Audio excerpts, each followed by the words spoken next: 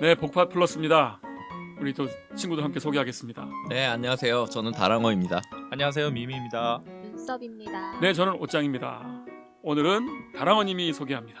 예, 제가 오늘 뭐 미리 예고는 할 수 없지만 약간 들뜬 기분으로 왔어요. 왜냐면 제가 너무 좋아하는 작가의 굉장히 좋은 책을 들고 왔기 때문인데. 이 작가는 과연 들떴을까?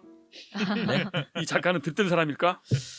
아니요, 자기만의 세계가 굉장히 강하고 또 근데 그 세계가 되게 뭐랄까 아주 깊어요. 그래서 근데 하여간 제가 너무 좋아하는 작가의 책을 가져왔는데 책 제목은 플래너리 오코너의 기도일기라는 책입니다. 네, 현명한 피의 주인공 플래너리 네. 오코너. 아, 오크너를 좋아하시는군요. 저는 플래너리 오코너 알면 알수록 좋아하게 되고 그런 거죠. 이렇게 저 멀리 이제 예를 들어서 이제 저는 BTS 잘 모르지만 이런 말 해도 되나요? BTS 잘 모른다? 네, 잘 몰라. 해야지. 근데 러브 유어셀프, 뭐 스피크 유어셀프, 뭐 이런 거 그리고 저도 한때 막 열심히 듣고 그래요. 근데 이제 잘 이렇게 멀리 이렇게 있는데 물론 이제 그 BTS를 알기 위해서 그 유튜브나 뭐 그런 것들 통해서 또 이제 독자들 아니 팬들과의 소통을 통해서 BTS가 컸다고 그러는데. 하지만 어쨌든 저 멀리 있는 사람이잖아요. 근데 그 사람에 대해서 좀 더 개인적으로 알 기회를 가졌을 때 그 팬이라면은 얼마나 놀라운 경험일까요?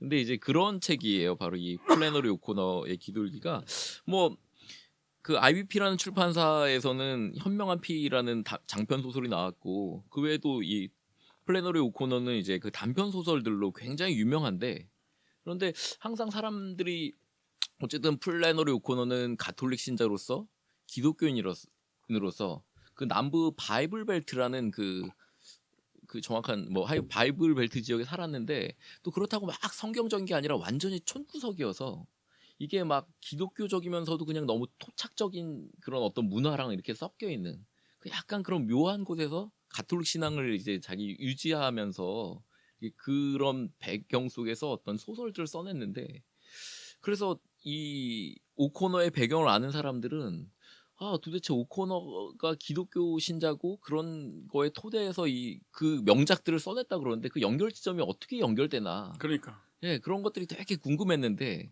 이 플래너리 오코너의 기도일기를 통해서 그 단초를 좀 얻을 수 있죠. 그럼 이 현명한 피 전에 나온 글이라고 할 수 있어요? 그렇죠. 이게 언제 쓴 거냐면은 이게 출간은 그 미국에서도 2013년에 출간됐어요. 와, 최신본이네. 네네. 아주 최신이고 이것도 미국에서도 그래서 오코너에 대한 관심이 굉장히 높기 때문에 아주 뜨거운 반향을 일으켰고 제가 또 흔히 책 소개할 때 뭐 상 탄 거 얘기해야 되지 않습니까?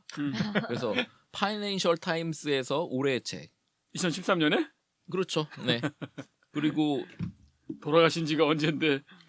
그러니까 이 책이 이때 발굴됐으니까. 그러니까 이게 어떤 책이냐면 이제 그야말로 일기고 근데 기도를 적은 일기예요. 그걸 발췌한 거예요? 네, 그러니까 그거를 이렇게 그동안 공개하지 않고 감춰져 있다가 뭐 어떻게 들리는 소문에 의하면 이거 제가 확인한 건 아닌데 오코너는 이거를 공개되기를 원치 않았다라고 하는 책인데 하여튼 이게 결국 2013년에 책으로 나왔고 그러니까 사람들이 사실은 어떻게 보면 대학생 시절에 쓴 거라 그냥 한 소녀의 이렇게 그러니까 20살, 21살? 네네 순수한 일기처럼 이렇게 보이기도 하는데 이미 오코너의 이 소설들을 읽은 사람들은 이제 그 오코너의 특이한 생애와 그 소설들이 막 이 일기랑 막 이렇게 거미줄처럼 막 연결이 되면서 그러면 반가울 수 있겠다. 와 이거는 진짜 보석과 같은 그렇구나. 작품이죠. 그래서 파이낸셜 타임즈에서 올해의 책, 미러키 저널 센티널 가이드에서 올해 100권의 책, 슬레이트 북 리뷰에서 올해 최고의 책, 애플 아이북스에서 올해의 책, 뭐 이런 것들을 그 당시 수상했고, 뭐 메릴린 로빈슨이라든지, 뭐 당대 이제 뭐 그 유명한, 그러니까 우리 시대의 유명한 그런 소설가들이 이 책을 읽고 또 한마디씩 남기고 격찬하고 그런 책이죠. 그래서 아까 제가 얼핏 말씀드렸듯이 이 책은 언제부터 언제까지 읽기냐면 오코너는 1925년에 태어났고 아유, 그렇군요. 프란츠 파농하고 나이가 같은데? 그래요. 1964년에 또 일찍 소천하셨어요. 네, 지난 회에 그 소개했던 프란츠 파농. 60대 초반에 갔는데. 네. 그래서 그리고 중간에 이제 루푸스라는 병이 걸렸고 그 뭐 그 병 무슨 병인지도 사실 전 잘 모르지만 그러니까 하여튼 뭐 많이 불치해병, 아프다던데. 불치해병, 예. 불치해병이고 언제 죽을지 모르는 생애 한 절반 이상의 생애를 언제 죽을지 모르는 그 죽음 앞에서 이렇게 살면서 그 막 이제 단편 소설들을 막 쓰고 한 거예요. 그것도 자기 신앙을 담아서. 근데 그 단초가 이 대학생 시절에 쓴 이게 언제냐면 1946년 1월부터 1947년 9월까지 기도일기가 담겨 있는데 근데 뭐 기도일 뭐 이렇게 기간이 그래도 한 1년 이상 되니까 뭐 매일매일 쓴 건 아니고요. 마른 일기인데 그냥 이거를 뭐 어떤 때는 2달에 한 번 쓰기도 하고 3달에 한 번 쓰기도 해서 그래서 책은 두껍지 않습니다. 근데 이제 대학생 시절에서 아이오와 시티의 조지와 주립 여자대학에 다니면서 거기서 뭐 이제 뭐 기숙사에 있었다고 하는데 뭐 개인적인 시간 이런 거 갖기 되게 어려운 상황이었다 그러는데 거기서 꼬박꼬박 일기를 쓰면서 그리고 이 일기를 쓴 다음에 아마 일기를 쓰면서 동시에 이제 쓰고 있던 책이 현명한 피라는 이 책이었고 아니 그게 20살 때 만들어진 첫 번째 소설이에요? 만들어진 그러니까 단편 소설이 몇 개 좀 합쳐져서 이 현명한 피가 모여졌고 그래서 그 이 책 이 기도일기와 이 현명한 피가 비슷한데 쓰여지면서 어떤 생각을 했나 그런 것들을 좀 알 수 있죠. 특히 이제 뭐 그 이 책 뒤에는 그 오코너의 자필 원고도 이제 그 사진으로 이렇게 제록스로 이렇게 좀 이렇게 몇 장 이렇게 들어 있는데 글씨 잘 썼더라. 네 글씨 참 잘 가지런하게 씁니다. 잘 쓰더라. 근데 그거 보면 약간 특징적인 게 자기 교정을 조금 했어요. 생각보다 많이 안 했는데 봤어요. 자기가 보면서 약간 수정을 하더라고요. 뭐라냐면 그 조동사 마이트를 메이로 바꾸더라고. 몇 군데를 마이트를. 아니 우리 미미님 마이트를 굳이 메이로 바꾸는 이유는 뭐예요? 글쎄요. 톤을 좀 어떻게 뭐 현대식으로 하는 건가? 그러니까 이거를 해설한 사람에 따르면 이게 이미 이 일기 안에도 오코노의 그 문학적 기회가 문학적 재능이 이 안에 담겨 있는 걸 우리가 확인할 수 있고 이게 막 쓴 그냥 일기를 막 쓸 수도 있잖아요. 근데 그런 게 아니라 이게 좀 수정한 걸 봐서는 오코노가 이게 신경 쓰고 있다라는 걸 느낄 수 있다라는 그런 얘기를 하고 또 재미있는 부분은 나중에 이제 뜯어버린 부분이 나와요. 뜯어버린 부분이 있어. 일기를 쭉 하는데 자기가 다시 또 일기 내에서도 자기가 옛날에 쓴 일기 다시 읽어봤다 뭐 그런 내용도 나오는데 그 뒤가 쭉 찢어져 있고 뭐 그런 거예요. 자기가 자기 검열하고 낯뜨거운 뭐 그랬을 수도 있고 그래서 그게 뭔가 또 이렇게 상상하게 만들고 네, 그런 지점이 있죠. 그래서 뭐 어쨌든 그래서 이 안에서 볼 수 있는 거는 플래너리 오코너라는 그 불세출의 미국의 가장 대표적인 소설가 중에 한 명인데 그분의 영성이 담겨 있고 또 그분의 문학이 이렇게 담겨 있는 거죠. 사실 소설을 보면은 이 영성에 대해서 알기가 힘들어요. 막 들려오는 소문이 이분이 뭐 가톨릭 신자래더라, 뭐 이렇게 뭐 신앙의 토대로 했대더라, 그리고 뭐 이렇게 평론집 보면 막 그런 얘기 있는데 그게 소설 자체를 보면 이게 어떻게 연결되는 거지? 그게 항상 퀘스천이 붙는. 그래서 정말 훌륭한 작가인데, 예, 그게 정말 이제 훌륭한 작가인데 이 안에는 그 적나라하게 정말 하나님에 대한 절실한 간구 있잖아요. 그러니까 좀 낯뜨거운 일차적인 대상으로서 하나님 앞에 자기의 그 욕망과 자기의 간구를 드러내는 그런 게 담겨 있고, 그리고 이제 역시 글 쓰는 사람이기 때문에 문학에 대한 자기 열정 그리고 문학에 대한 자기 생각 이런 것들이 담겨 있어서 일단 영성으로서도 굉장히 이분의 순수한 그런 마음이 전달되고, 그리고 문학에 대해서도 그냥 기독교 문학이란 무엇인가에 대해서 좀 생각하면서 이분이 이런 고민 속에서 그러한 결실을 냈구나 그런 생각을 좀 해보고. 그러니까 이게 지금 약간 갸우뚱한 게 뭐냐면 솔직히 네네. 오코노 되게 매력적이라는 건 느껴져요. 뭔가 매력적인 인물인 걸 알겠고 네. 또 내가 이 오코노를 좋아한다고 생각을 하면 스스로도 뭔가 이렇게 좀 색다른 존재로 내가 인식이 되는 느낌은 있긴 있어. 그렇긴 하지만 워낙 경건서적이나 기독교 서적을 보는 우리의 습관이 이제 은혜를 받기 위하여 혹은 내가 미처 몰랐던 영적 통찰을 얻기 위해서 뭔가 굉장히 실용적인 접근을 하잖아요. 그렇게 가면 별로 건질 게 없는 것 같은 거야. 설계에다 써먹을 수도 없고 이거 써먹으려고 하면 그게 없는 거예요. 그런데 저는 이제 어떤 느낌이었냐면 이거 현명한 피도 그렇고 이것도 그렇고 가만히 읽는 과정에서 마음의 파동이 일어. 그냥 뭐지 이게? 한참 더 생각하고 싶은데 마음이 바빠가지고 여전히 오코노와 함께 내가 제대로 대면을 못한 채로 오코노란 영화를 본 것 같은 느낌? 근데 내 감정이 아직 안 올라왔어요. 현명한 피 갖고도 벌써 꽤 전에 이거 복파에서 했었거든요. 네네. 근데도 아직까지 내가 진짜 무슨 감정을 갖고 있는지 모르겠고 그러나 이제 만나면 재밌을 것 같다. 그러나 아주 호기심 많은 존재로 저한테는 있는데 이번에 기돌기가 나왔습니다. 그래서 이미 마음 준비가 돼갖고 보니까 역시 은혜 받기는 쉽진 않고 그러나 계속 내가 이 사람하고 얘기는 해봐야겠다. 저는 그렇게 그러니까 느끼게 이제 됐어요. 이 사람의 그 오코노의 가장 대표작이 장편 소설은 뭐 현명한 피가 제일 유명하고 나머지는 사실 다 단편이고 단편에 사실은 특출난 재능이 더 있는 것 같아요. 그리고 왜 그러냐면 이게 장편 소설이긴 하지만 가장 이른 시기에 쓴 거고 후로 이제 원숙해지거든요. 근데 이 대표적인 것 중에 하나가 그 좋은 사람은 찾기 힘들다. 선한 사람은 찾기 힘들다. 이 책이 있는데 나는 그게 왜 기독교적일까? 진짜 막 이렇게 악한들이 나오고 막 이렇게 어이없는 일들이 벌어지고 막 그런데 근데 그거를 보면은 이게 뭐 거기 나오는 한 등장인물 중에 그냥 평범한 고집센 할머니가 하나 나오고 진짜 미스핏이라는 악당이 나와요. 근데 거기서 어떤 그 정말 끔찍하고 잔혹스러운 일들이 막 이렇게 어이없이 막 일어나는데 그 일의 근원에는 그냥 평범한 고집센 것 같은 할머니가 있는 거야. 그 할머니의 오판과 그 할머니의 고집과 그런 것 때문에 뭐 끔찍스러운 일이 일어나는데 그걸 읽고 나면 참 당황스럽기도 하지만 우리 평범한 한 사람이 얼마나 악한가. 그거를 정수리를 이렇게 딱 때리는 거예요. 그냥 우리 옆에서 볼 수 있는 그냥 저분은 좀 고집센 할머니네라고 생각했던 사람인데 그 소설 안에 딱 들어가면 이 할머니가 얼마나 악한지가 이렇게 적나라하게 싹 드러나는 거야. 그런 것들이 이 오코노의 힘이고 그걸 봤을 때 우리가 그냥 뭐 우리가 기독교 교리적으로 세상은 다 인간은 다 죄를 졌어라고 하는 것 이상으로 그 소설을 딱 읽고 나서 그 할머니가 내가 저런 할머니고 저도 약간의 약점이 있잖아요. 약간 그냥 고집 좀 셀 뿐이고 뭐 이렇게 뭐 어떨 때 좀 잘난 척하고 뭐 이렇게 제 나름대로의 단점이 있고 그렇지만 사실은 그게 진짜 악한 걸 수 있다.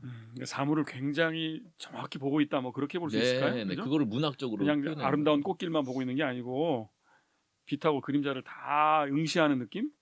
그리고 이 현명한 피도 이것도 보면은 사실은 반기독교적으로 보이거든요. 근데 반기독교적으로 가는데 막 따라가다 보면 찜찜해요. 그렇죠. 찜찜하고 찜찜하지. 약간 기분도 나쁘고 그렇죠. 이게 뭐냐 싶은데 기분 나쁜 사람들이 많이 나오니까.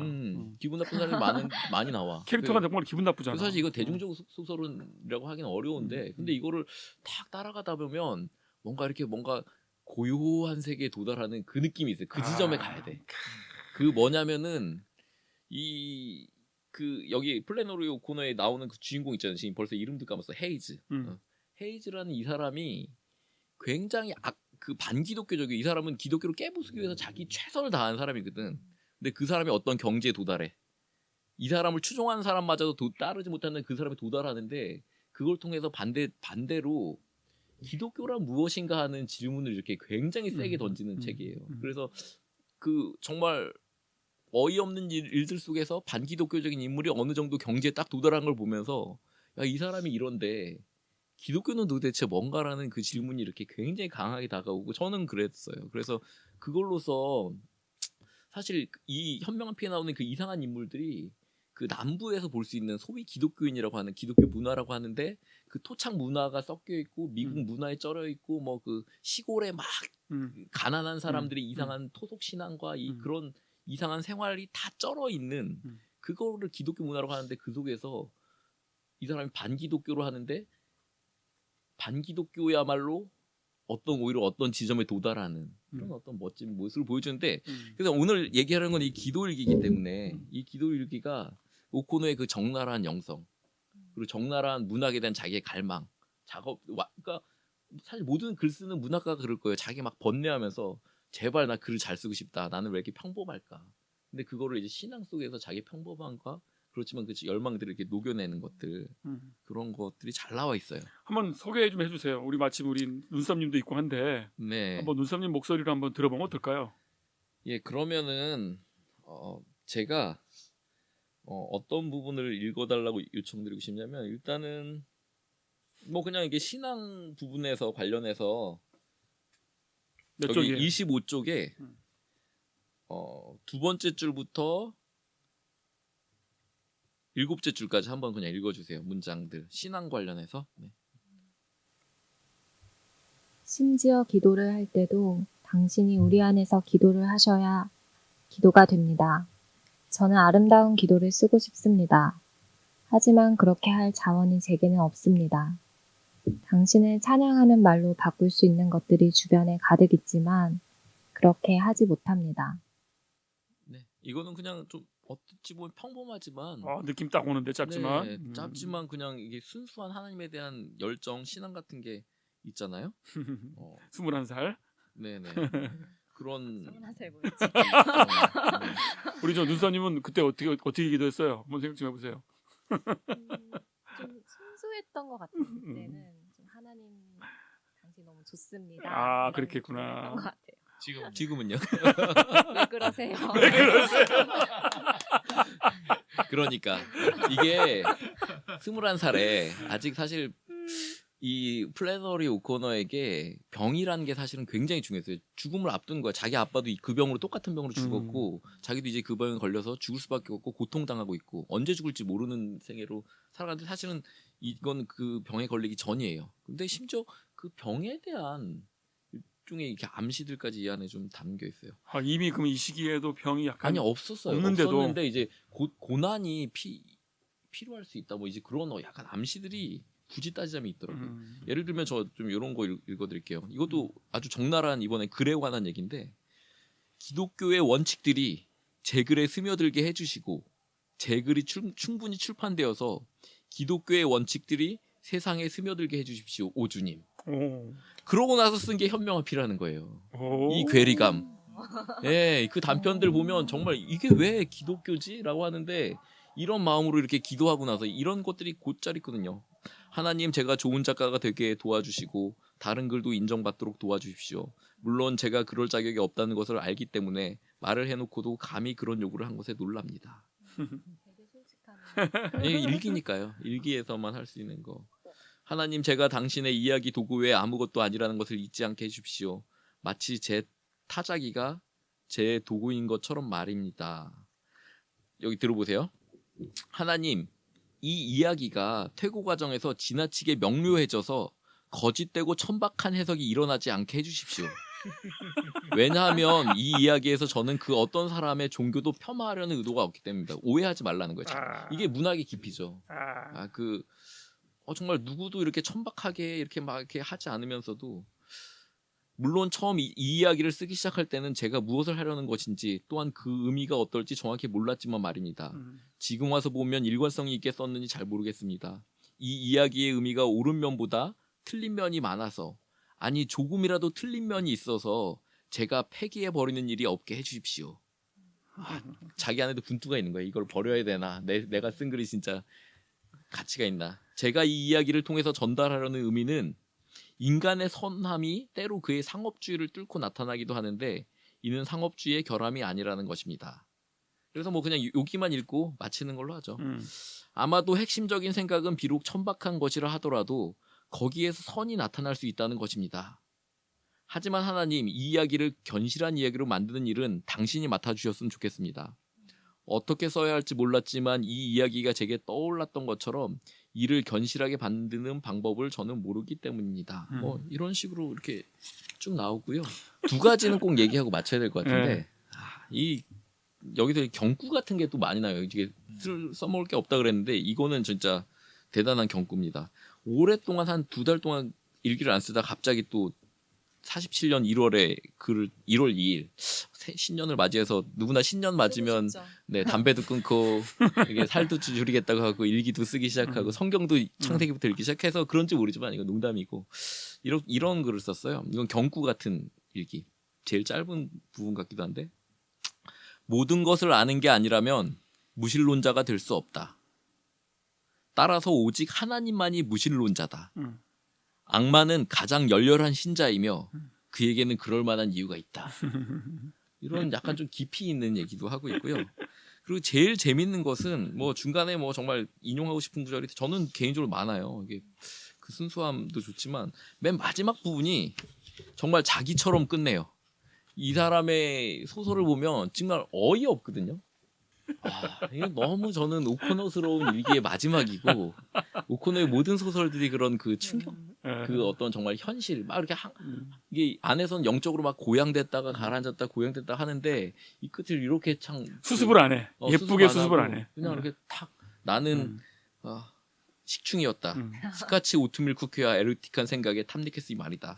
나에 대해서 더 이상 할 말이 없다. 이런 어떤 그 자포자기스러운 다 이런 걸로 맺는 것들이 뭐 참 저는 인상적이었고 이 글 자체를 하나의 문학으로서 저는 되게 완성도를 좋았습니다. 갖게 되는 그런 책입니다. 추천합니다. 네, 느낌이 딱 오네요. 네, 하여튼 그 자기다움이라 그럴까? 아주 그리고 25년생이니까 미국 근본주의 바이블 벨트가 근본주의 본산 아니에요? 그러니까 그거는 그 환경 속에 놓여 있는 카톨릭 교도라고 느껴져요. 그러니까 얼마나 거기에 그 좀 위선적이고 그런 거 많이 봤을 것 같아요. 그런 환경이 본인에게 있는 기본값이었을 것 같아요. 기독교 환경이 거기서 신앙을 찾으려고 할 때 생기는 모습이 보입니다. 네, 그럼 이렇게 해서 오늘 플래너리 오코노의 기도 일기 다랑어님의 소개로 들어봤습니다. 감사합니다. 수고했습니다. 수고했습니다.